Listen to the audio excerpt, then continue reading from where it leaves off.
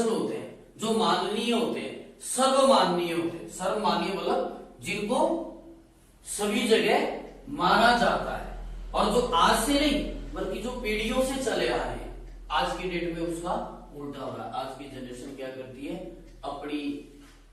अपना उसूल, अपना सिद्धांत, जो आपके लिए सही है ऐसा जरूरी नहीं कि मेरे लिए भी सही है। जो मुझे सही लगता है वो मेरे लिए मेरा उसूल बन गया, मेरे लिए वो सिद्धांत बन गया। और जो आपके लिए सही है वो आपके हिसाब से आपका उसूल बन गया, आपका सिद्धांत बन गया। बट अगर मूल्य इस तरह से बदलते हैं, अगर उसूल और सिद्धांत इस तरह से बदलते हैं, तो वो मूल्य और सिद्धांत नहीं भूले जाएंगे, वो नहीं माने जाते हैं। ऐसे ऐसे ऐसे ऐसी जो चीजें होती है, ऐसे तो साइंस में खोजी जाती है। कहने का मतलब ये है कि जब तक इंसान अपने मूल्यों और सिद्धांतों को समझने की कोशिश नहीं करेगा कि क्या करना चाहिए और क्या नहीं करना चाहिए, जो कि यूनिवर्सल होते हैं, जो कि अपने हिसाब से नहीं होते हैं, अपने सूलियत के हिसाब से नहीं बनते हैं कि मेरे लिए सही है तो शायद ऐसा ही होगा, दूसरों को इससे फर्क पड़ रहा है तो मुझे उससे कोई फर्क नहीं पड़ता है। अगर इस तरीके के उसूल और सिद्धांत इंसान ने बनाए हैं, दैट मीन्स वो सिद्धांत और उसूल नहीं माने जाते हैं। सिद्धांत और उसूल तो वो माने जाते हैं जो सर्वमाननीय होते हैं, जो यूनिवर्सल होते हैं, और जो आज से नहीं बल्कि पीढ़ियों से चले आ रहे हैं। मैं एक छोटा सा एग्जांपल देता हूं कि एक औरत होती है, बूढ़ी होती है बेचारी और कमजोर होती है। बस स्टॉप पे वो खड़ी होती है और हाथ में उसके सामान होता है, दोनों हाथ में उसके सामान के थैले होते हैं, और वो कहां खड़ी होती है, बस स्टॉप में, बस का वेट कर रही होती है। और उसी के ठीक पीछे एक लड़का भी खड़ा होता है जो कि बस का इंतजार कर रहा होता है। बस आती है, दोनों पर्सन, वो बूढ़ी औरत भी, बूढ़ी और कमजोर जो औरत थी, बुजुर्ग औरत भी, और वो लड़का भी बस में बैठते हैं। बस में बैठते हैं तो बस पूरी की पूरी सवारियों से भरी हुई थी, कहीं भी सीट नजर नहीं आ रही थी। पीछे लास्ट में कोने में एक उसको क्या नजर आती है, एक खाली सीट नजर आती है।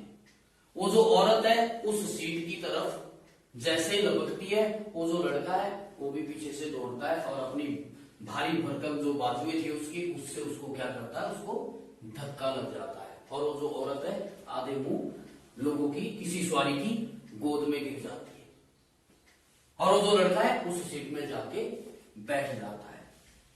उसी बस में बहुत सारे यात्री सफर कर रहे थे, तो उसमें से एक ऊंचे तबके की औरत भी थी, और वो सोच रही थी कितना असभ्य लड़का है। उसी बस में एक वकील भी सफर कर रहा था, और वकील सोचता है कि इस तरीके का जो व्यवहार है, इसके लिए कहीं ना कहीं कोई ना कोई तो कानून बना होगा।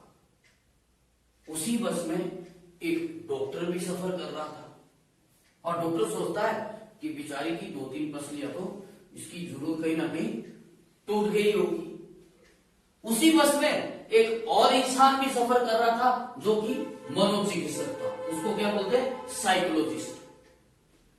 वो साइकोलॉजिस्ट सोच रहा था कि ये जो बच्चा है कहीं ये मानसिक रूप से परेशान तो नहीं है, इसको कहीं मदद की जरूरत तो नहीं है, इसकी जो मानसिक स्थिति है कोई खराब तो नहीं हो गई है कहीं। 4 लोग, 4 यात्री उस बस में सफर कर रहे थे, और चारों के चारों यात्री अपने अपने तरीके से उस लड़के के बारे में सोच रहे थे। पहला जो पर्सन था, वो जो लेडीज थी कि बड़ा असभ्य लड़का है, वो उस अपने, क्योंकि वो उच्च तबके की थी, वो उस हिसाब से उसको ले रही थी। दूसरा जो पर्सन था वो वकील था, वो उसको किस तरीके से, किस नजरिए से देख रहा था, कानूनी नजरिए से देख रहा था। तीसरा जो पर्सन था वो डॉक्टर था, वो उसको डॉक्टरी नजरिए से देख रहा था, चिकित्सकीय नजर से देख रहा था। चौथा जो पर्सन था वो साइकोलॉजिस्ट था, वो उसको मानसिक स्थिति वही खराब तो नहीं की, उस नजरिए से देख रहा था। उन सब में से किसी भी पर्सन ने ये नहीं सोचा क्या कि क्या उस लड़के को उस औरत के साथ ऐसा व्यवहार करना चाहिए, या किसी को भी किसी के साथ ऐसा व्यवहार करना चाहिए।